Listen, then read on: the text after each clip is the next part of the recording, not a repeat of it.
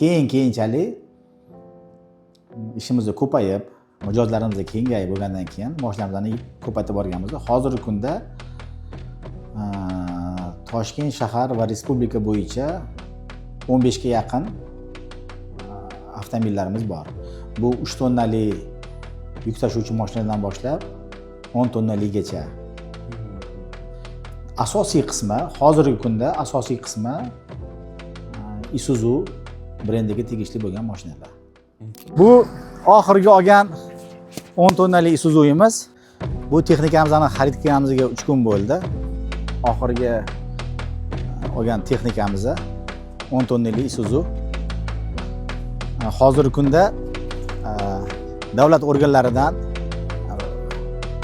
qayd qilish prosesi ketyapti, registratsiya qilish. Nomer taqib, orqasiga ko'zi filsiya bo'ldi. Yana xudo xolasa o'zi chiqadi konvoy. Isuzu texnikalarimizdan bittasi qolgan, hammasi hozir anaqada. Liniyada. Bu 3 tonnali Isuzu.